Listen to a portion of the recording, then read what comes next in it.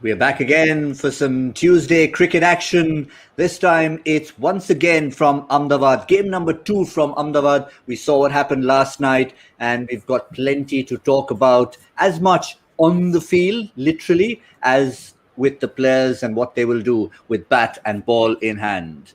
Let's remind you what it is that lies ahead. This is Delhi against Bangalore, match number 22 overall in the tournament.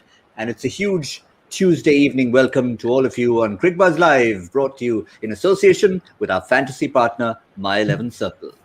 In the studio, once again, the usual suspects, and I use that because we had the same gang together last evening. Once again, a big hello to Pommie Mbangwa and Joy Bhattacharjya. Hello, Pommie. Hello, Gautam. Guys. Nice to see you again. I've seen you before somewhere. I love the politeness, both waiting for a millisecond going, who's going to respond first? Aap pehle, aap pehle. Have you got used to this, Pommie, by the way? The whole Indian thing of aap pehle? Yes, I have. It's fair enough. You know, humble yourself, they say, right?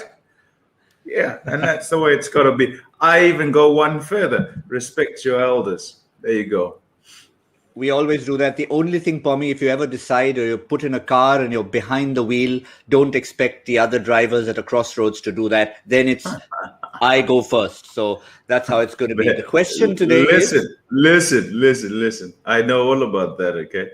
I, once upon a long time ago, coming to IPL, turned up in Delhi and went from the airport, and I asked... the driver, it was when we used to take those early flights all over the place. And I asked the driver, please, whatever you do, not so much hooting, okay? Try as hard as you can, okay? And I think he understood me, and we drove along and he hooted, and I thought, man, come on, really? And even sometimes when there's no one in front of him, he'd hoot, And I think, but what's the problem? Why the guy's not even in your way? And he'd say, no, I need to tell him that I'm coming past. And he was very polite about it. Then at a traffic light, the one time he was just parked, and he decided he's going to explain what's happening. He said, when you drive in Delhi, you need 3 things: good brakes, good horn, and good luck. All right. Well, on that note, I think where we're going to start is driving in Delhi and playing cricket in an evening in Ahmedabad. We're going to try and answer that shortly. Let's remind you of where we stand with the points table first, and then I'm going to bring Joy in there. Have a look at where these two teams stand. Bangalore in 3rd, Delhi in 2nd. So we're talking about a top table clash. The winner goes straight to the top ahead of the men in yellow. But yes, Joy, let me bring you straight into that, because you don't need to explain all about driving in Delhi or in different parts of India. But it's an even bigger conundrum to try and play cricket when the ball is that wet. What do we do here? What do the team's batting do? Yeah, it is a lot of luck. And we were discussing just before the show, how do you tackle it as a team? Because, till the moment you reach the toss, you don't know whether you've won it or lost it. So what we were discussing it is in team meetings, they'll say, take cognizance of it. Say, okay, this is going to happen. This could possibly happen, but this is how we can combat it. They're not going to make it life and death. Because what will happen is with the players, if you make it life and death and say, you know what, the toss is really important to us, that's not something players have in their control. That could go either way. You can't tell a captain, you have to go and win the toss for us, because that's what the coach will be muttering under his breath. But that's not what he's going to tell the team. He's going to tell the team, you know what, if we have to bat first, we need to get that 20 extra. So if your target is 180, get it 200, get it 205 there. Therefore, first few overs are important. So I think that's what they're going to do. They're going to say that if by chance we lose the toss, we have to bat first. How do we maximize batting first? And that's a strategy that they've now would have gone through in gross detail. Well, maybe there will be some science involved there, Pommie, but along with your response, we're going to put up some numbers, Pommie, and you can maybe talk us through these in terms of what the teams have done so far. And based on that, what changes do they need to make to their respective approaches and maybe even batting orders? Let's have a look at these numbers for Delhi and Bangalore in different phases of the innings this season so far. Pommie. Yeah. So the first thing is before you even look at the numbers is you've got to acknowledge that these numbers come from a different place. They come from different grounds. And so when you average stuff out, essentially you get to a place where, yes, they are factual as numbers, but they're not necessarily indicative of how you should play. Because as you look through those numbers, you'd say, Delhi and Bangalore, apart from one game each, have done exactly what was required in order to attain victory. So those numbers are winning numbers, right? So you've got to acknowledge it, because those are two teams that are going well this season. They're number 2 and 3. Are they on the table, right? So as we look at them just as numbers, in order to legislate for what might be needed, which is an above par score, and let's work with what they've done on average as being par, they kind of need to look at each phase and decide what they can do better in the phase. I think both are going well up at the front. Up at the front, they've got openers that are playing particularly well. Think of Devdutt Padikkal. Think of him and Kohli when they chased that score down as well. Maybe that bumps up the number a little bit. On the other side, Prithvi Shaw and Shikhar Dhawan, they've been really good. What is a problem, perhaps, is that they've lost quite a few wickets. If you are RCB and you're looking at it, they've lost quite a few wickets. In this case, and working towards today, I don't think they can lose that many. And when I say that, I mean, and it's a conundrum, because they can't be circumspect, not too circumspect. They've got to use those first 6 really well, but also hope that they don't lose too many wickets up at the front so that they can't make a charge at the back end. Generally, the way they've gone, I think, is okay. They would need to bump up what happens in the middle, lose less, and perhaps your death overs or the time that they press starts that little bit earlier. And by little bit earlier, we're not talking a great deal. We're talking maybe 12 balls as a maximum. But it's all dependent on what happens with the innings, because sometimes you're forced to play the way that the innings dictates because you've lost wickets and you can't really go. You don't have too much batting to come, etc. Essentially, it's about fully utilizing your resources. And I think working out what is par by those batsmen that walk out there quickly and walk out there first is critical. If they are able to read that and then decide what's par plus 15, par plus 10, par plus 20, perhaps, depending on whether someone gets in or not. It's going to be important. And to go on Joy's point, so important to keep a mental equilibrium, in that you don't want a case where players are hanging winning on the result of the toss or losing on the result of the toss. It works both ways. How? In that if you think we've won the toss, we get to bat second, we're going to win. Perhaps you don't pay attention to the P's and Q's. By the same token, if you lose the toss and you have to bowl second, you might sit there and think, it's done. And you can't afford for players to be thinking that way. So coaching staff, particularly important, captaincy and language and how they communicate what's needed today, I think is critical. Yes, it will be. We can also report to you that Virat Kohli is not the best tosser in the world, if I could use that term. And once again, he's come out second best. It's just one of those things. He can sort out scoring 10,000 runs. He can do everything in the world, but he just doesn't find himself on the right end of tosses. Once again, Bangalore have lost the toss. Bangalore will bat first, with Rishabh Pant having put them into bat. We will confirm to you team changes, if any. But Joy, as per Pommie's point, as per your own point, now we know which team needs to do what. It's Bangalore who need to go out there and tell themselves how many extra runs, because they will have seen what happened last night. Yeah, the first thing that Virat will be doing is the moment he goes and starts batting out there, within the first couple of overs, expect a message going to the dressing room saying what kind of a wicket this is. Because Virat knows this wicket very well. He's been playing here for quite a while. This is a wicket where he started opening again, promised to open for India. So he knows this wicket. He'll go and see which track, this particular track is playing. Within the first 2 overs, he'll say, this is what we are looking at, guys. Let's grade our targets and expectations to this. You've got the captain out there, an experienced player. He's got to make that call. Because after that, everything else they follow as a team will start from there. And today, last time, if you notice, he allowed, and I like the way he allowed Devdutt Padikkal to take responsibility, to take the shot, do the running for the team, in effect. But I think today is the day that even if Devdutt Padikkal does the early hitting, I think it's important for Virat to control the tempo of the innings. So even if it's not about him hitting, but to tell Devdutt, Dev, take a few more risks now, because last over we got only 7 runs. He needs to control that tempo, because unless he controls that tempo, they'll never get the target they want.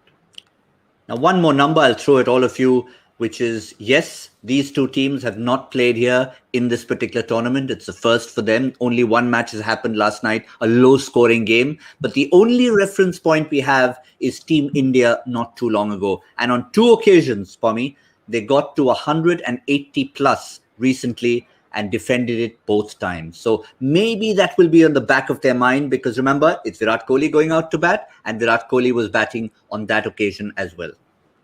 Yeah, and there are enough players on either side who have experience one way or another, whether it's by playing or being of Team India and being close to that action, whether they were watching or actually there at the ground. So those numbers say to us 180 plus, and you should be okay, or rather could be okay, and less than that you may well not be. Again, I'll say, let's remember that each day is a new day, that each surface is a new surface and one that must be assessed to the T. So I think the important thing is the assessment of what is needed on the day. It's going to be even more important than on other days where you might have leeway because you don't have that issue of due later on. There are no other circumstances that are going to influence or affect you getting something wrong slightly. This time you get it wrong, you go too hard, you're not going to get to your target. You get it wrong and you set your bar too low, you're not going to have enough. Well, in terms of personnel, we've got people on both sides. Pommie's mentioned it. People on both sides who have played at this ground. I'm not only talking T20 internationals, because even if you've experienced this ground in a different format, it would still count for something. We saw what Morgan did, and we've got players on both sides. Now, the big news, Joy, from Delhi's point of view, we expected it to be a like-for-like change with Ravichandran Ashwin out and Lalit Yadav in. Lalit Yadav's not come in. They've gone for the experience. They've gone for spinner out, pacer in. Ishant Sharma, who played a test match here, is in. Big call, because that means that they don't trust spinners on this wicket. They're scared that, for fast bowlers, it's problem enough bowling towards the end, but they feel that spinners will struggle even more. And their problem is if the ball becomes totally wet, because they wouldn't have known they'd win the toss, they'd say 3 spinners, 12 overs of guys who can't grip the ball is maybe even worse. So I think it's a smart change in that sense. And it also shows you that all this while, that means Avesh has been playing ahead of Ishant. We've been hearing that Ishant has a niggle or whatever it is.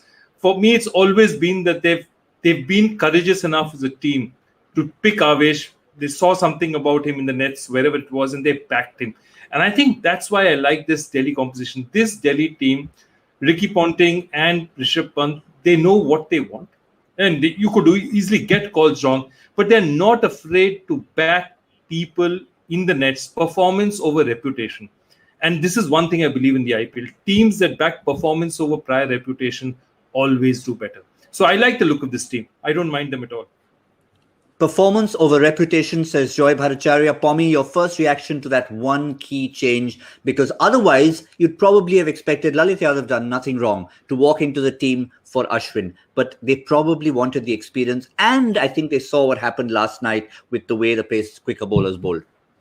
Yeah, and so to add to what Joy is saying, yes, performance over reputation, and I guess what you'd also say is horses for courses. Pick the right guy for what you feel is going to happen on the surface. And you don't just play whoever, or they're a good cricketer, and you turn up on a surface that they're not good on and you want them to turn it on. If somebody else in your camp is suited to that surface, then you go with that person. And particularly if they're in good form at the time, or showing some decent form, signs of some good form when you're practicing and you're all doing the preparation for the games.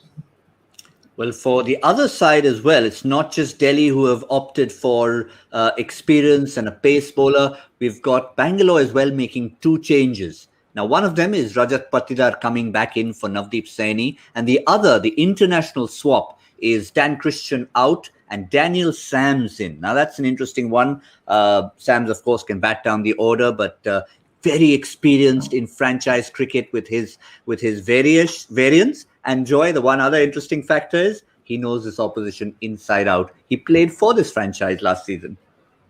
Yeah, he knows this, and it's not just playing for this franchise. He was traded, and it's not something that every player who's traded or leaves one franchise. Harshal Patel and Daniel Sams have both gone to the other franchise, and they'll be looking and saying, this we've got a little bit of explaining to you that perhaps this is a great opportunity for us to explain to you why you should have retained us, and it never hurts. And players often, there are a lot of players who actually do that purposely almost to build themselves up and say, oh yeah, you thought this is what I was. I mean, the great Michael Jordan was famous for doing this. He needs something to find himself to get angry about, just that he could, rile himself up for the game. So yeah, I think definitely. And the other interesting thing is they've looked at Christian and they've said, he's neither giving us enough with the bat nor with the ball. And I mean, sad to say also that it's almost like a bad luck token, considering that one dropped catch is possibly the most expensive dropped catch in this IPL so far. 100%. This IPL, you have to say that dropped catch is possibly the most expensive. So, yeah, maybe he sits for a couple of days and thinks about it. It's not a bad team. And they've gone back with Rajat Patidar. They really obviously liked him because they've had him bat at number 3 on 2 other occasions. I'll be really interested in seeing how he goes, because he is obviously there to increase the run rate. He's probably got that if Devdutt or Virat gets out, he will keep hitting so that Maxwell and AB don't necessarily have to take as many risks up front. I think that's Rajat Patidar's job if he's going to do it. Let's see if he can manage. Well, there's another interesting dynamic with Steve Smith. There were talks of possibilities of both sides picking up Steve Smith. So once again, every time you look at a player who could have been in one franchise, went to the other, traded from one to the other, played for one, then went to the other, it all leads up to interesting dynamics within the game, Pommie. Yeah, I think it does. I think that's the beauty of it, though. I mean, if you think of just the IPL as a concept, and you find that you have and start in India, so start off with domestic cricket in India. So guys who are playing for Tamil Nadu and guys who are playing together for Tamil Nadu or together for Karnataka or together for Delhi, and they are split up from their various teams and they go to different franchises, and then they meet up to play against each other when it's IPL. You go up one or up a lot to international standard, and India teammates being split up all around the various franchises and then meeting up. And for India this time around, after a successful few months, having done well and celebrated each other's success and so forth, now to come up against each other, so important. And you want the bragging rights of your, in your group. Go further than that to international players who play against each other, captains against, against their bowlers, against their batsmen, and all of that. I think it's a beautiful concept and it's lovely, and that's why we watch. Today, many people are saying, "Whoa, AB de Villiers, he's got to play against Kagiso Rabada. How's that going to go?" And everyone will be interested in seeing how those two take each other on. So, yeah, lovely. Yeah, in fact, Gautam, there's so many cases. I remember when we were in the IPL, and you're in the IPL dressing room, you'll get information from that player about a guy who's probably his closest friend, and teammate for many years, and it's fantastic. So, Jacques Kallis would sit out there and say, AB, nicks off early. Okay, test match length outside the off stump, nicks off early. That's the ball he's going to get. And, I used to sit and marvel at the fact that they were absolutely serious, because when they were playing for franchise, they didn't care what the other guy was. He's got to get out early. And I love the way, in some ways, that they can do that and they can adjust back. When they probably go back to play for South Africa, they turn and say, Gautam Gambhir, up front, he's really, outside the off stump, he's really, he has problems. So I think it's great for cricket in a way. And there's so many insights that you get sitting out there that it's not funny. Absolutely. I think Daniel Sam will be telling them all about them. Yeah, and the thing about it is, and I don't know if you're like this, guys, but it doesn't matter if you're playing a game of cards. It doesn't matter if you're playing dice. It doesn't matter if you're playing tiddlywinks. You want to win. That's just how it is. And I don't know that you can teach that to someone. I also don't know that you can take that out of someone. So as long as you are kind of that way inclined, you're a competitor, and there is no contest that you're going to go into, number one, and not see as a contest, number two, and not want to win that. Yeah, no chance. So they'll all be going in using all the information they have, all the little bits of information that will give them an advantage and give their team an advantage to ensure at the end of the night, well, that drink tastes that little bit better. I've always thought, Joy, tiddlywinks gets such a bad name in general. It's such a serious sport in a sense, but it's always referred to in a derogatory manner. What are you doing? Are you doing nothing? You weren't, Pommie, you weren't. I'm just referring to what people generally do. When you're referring to someone who's doing basically nothing, you're saying he's playing tiddlywinks. So it's just got itself a bad name. Oh, I'm gonna call you the king of tiddlywinks from now on. There you go.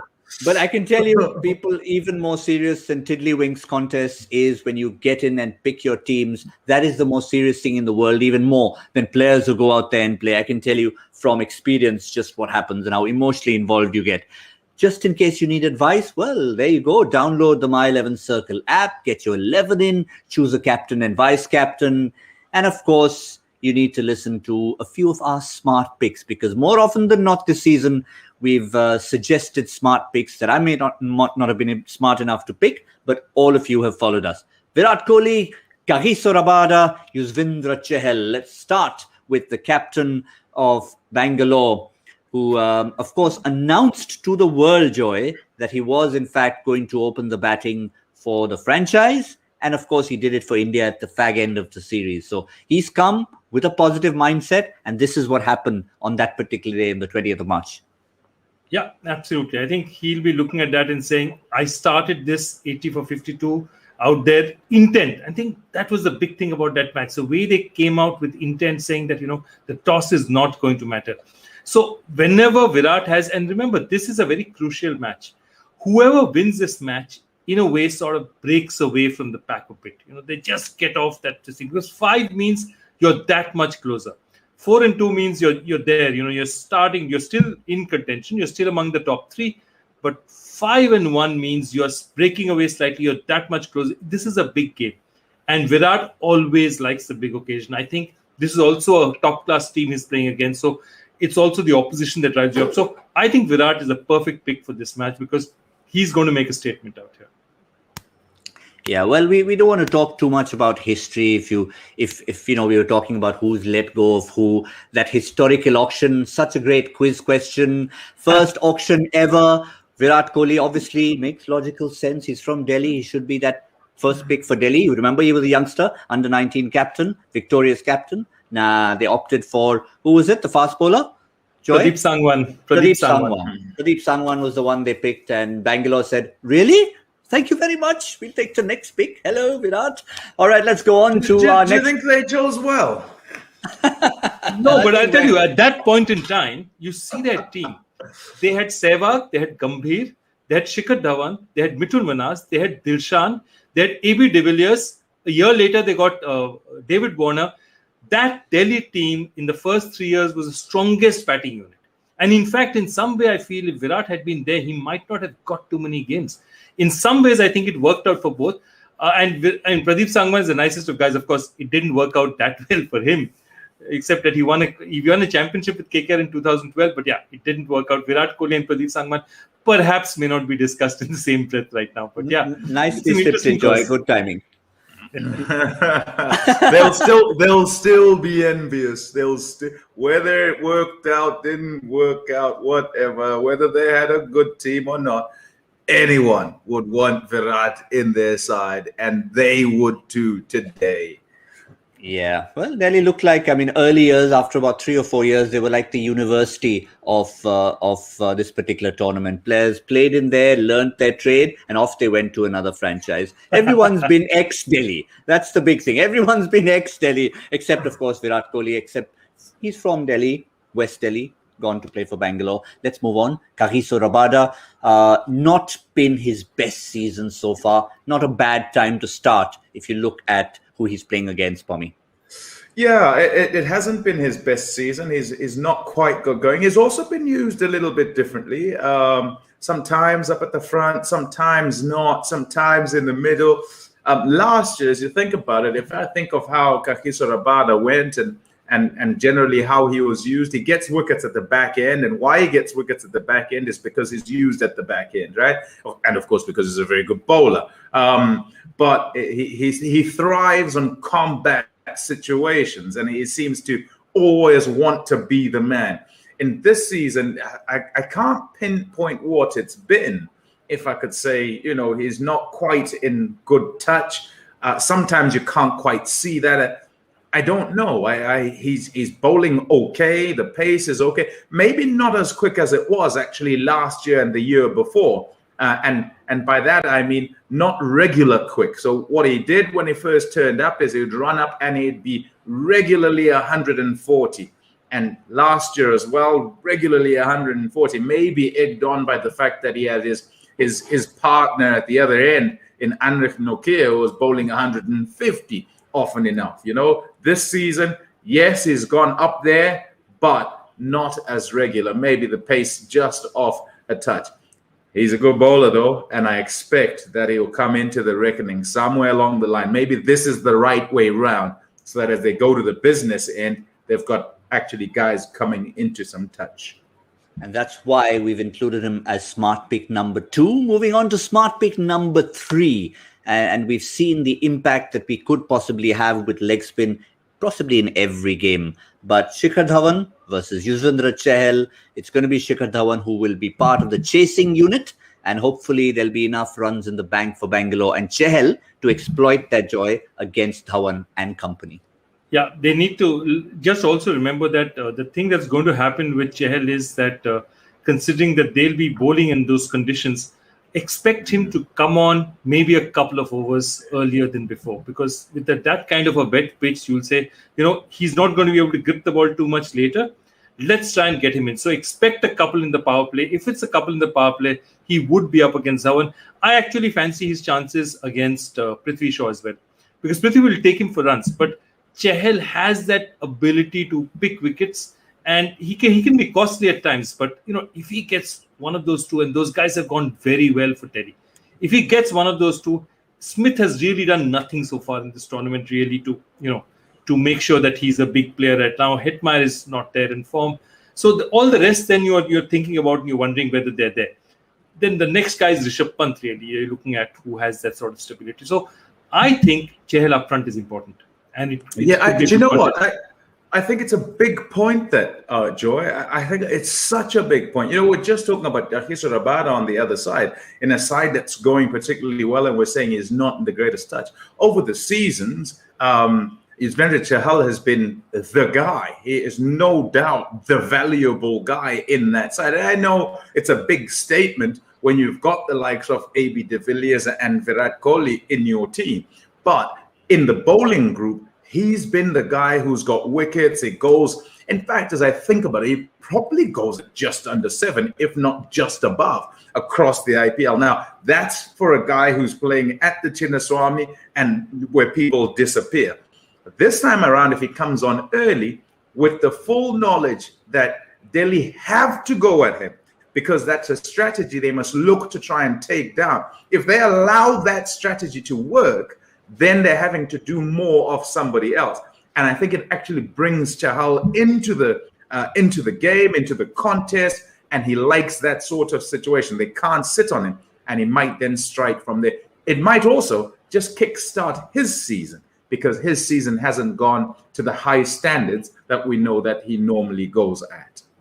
Yeah, Pommie makes a good point there, because the other day we had a discussion about Glenn Maxwell enjoying being number 3 almost in the pecking order. And in that discussion, we said might even be 4, because you've got to include Chahal up there with Kohli and de Villiers, Chahal. So it could be Maxwell in that sense, number 4 in the pecking order. But let's move on to someone who's had just the opposite of Rabada. He's had a superb season, and he's the unsung hero, just to quote what happens in the Ricky Ponting videos that we keep watching. Avesh Khan, this season, 5 matches, been taking wickets up front and at the back. And remember, in terms of experience, you compare him to someone like a Rabada, it's chalk and cheese, Pommie.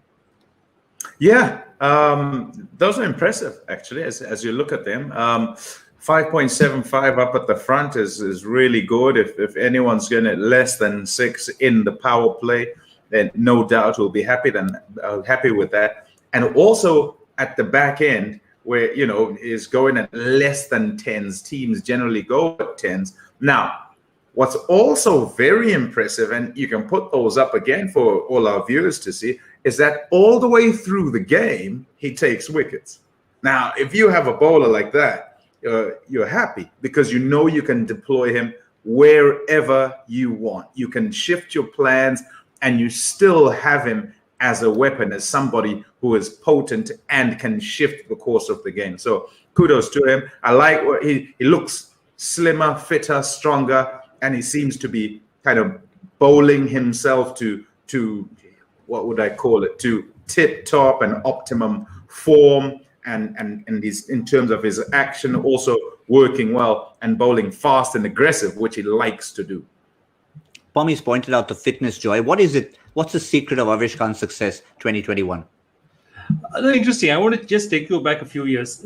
We've had so many players who have been so explosive immediately up front that often we don't see guys who are late bloomers. So Avesh Khan has played 2 Under-19 World Cups. He's played the 2014. That means he must have got picked for India as a 16-year-old, almost 17-year-old, because he's played 2 of them.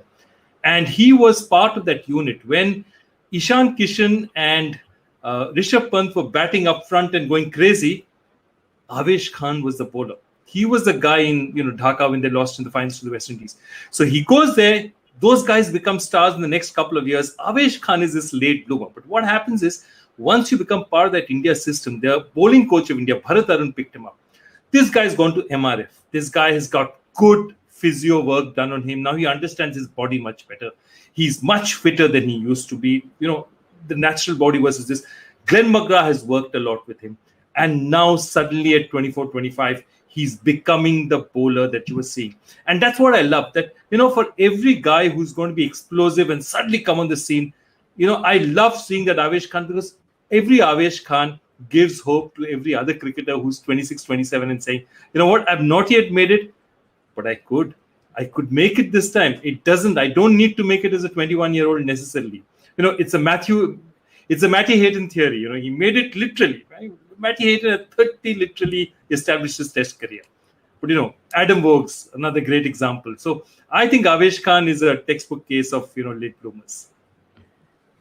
And I think he'd be more proud of the fact that he's done it as a fast bowler. We can go back even in time to Dilip Doshi, who has the record for most wickets after the age of 30. Yep. Over 100 wickets, in fact, in Test cricket after the age of 30. But fast bowler, Avesh Khan, well done.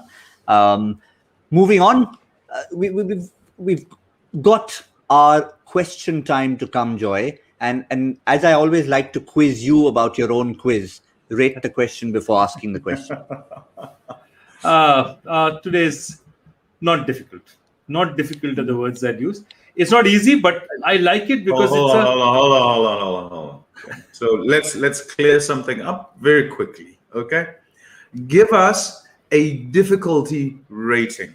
So you can't come with not difficult. There is a difficulty rating. They are always difficult, right? Come on then. Okay, this is a 5 or a 6. It's a fun fact. I like the fact, and I want it to be out there. And it's interesting the moment you hear it, you start wondering where this could be. So yeah, I like the question, but it's not difficult. 6. All right, go for it. Okay, in the final of which international tournament did Mohammad Nabi take the most wickets? That means in the final match. And Lahiru Thirumane scored the most runs. All right. You've got a lot of ways to go, a lot of areas to go. I'm thinking Tiddlywinks, but I wonder if...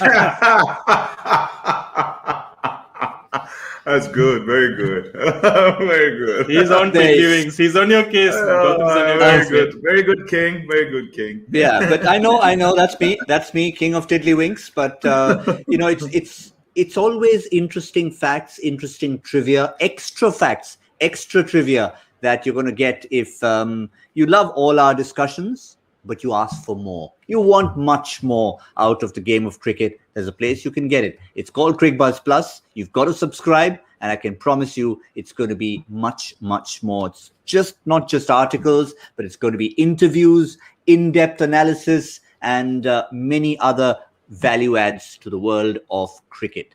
Now, the real big one, rated 9 on a scale of 10, is going to be trying to predict the score today, because we got it horribly wrong yesterday. Bangalore will be coming conscious of the due, thinking we've got to go hard. If they do succeed, Joy, how much are they going to finish up with? Yeah, that's the point. If they do succeed, because I think this is going to be a really, slam dunk of a power play. Either they lose quick wickets or they'll get to 6. I have a feeling they might just play their way through it. I'm going with a 191 for Bangalore. 191. Well, they'd be pretty happy with that. Remember, 180 for India, twice chased, or rather defended by Team India. Pommie. I'm going low. 168 is where I'm going. All right. Swing low, sweet chariot. 168. Yep. All right. Maybe a little bit higher than that, but not too much higher. 176. 176. 176. Ooh. Reminded me of that comic book where all the characters were called 176, 167, 176. Joy, you reminded me last time, I think. The Beagle Boys. The Beagle Boys. All the numbers. Beagle Boys. How do I keep forgetting that every time? I'd used this number a long time ago. Luckily, Joy was on the show, and I said, what does it remind me of? Joy said, Beagle Boys. This time, I won't forget it. The Beagle Boys play Tiddlywinks for a living. That's what we've got. All right, that's what we have. Cricbuzz Combox will be there in the 10th over, and we'll all reassemble to assess the Bangalore innings. How much will they get? That's $1 million question for now. We know it's going to start getting very, very soon. Thanks for watching. This is Cricbuzz Live, brought to you in association with our fantasy partner, My 11 Circle.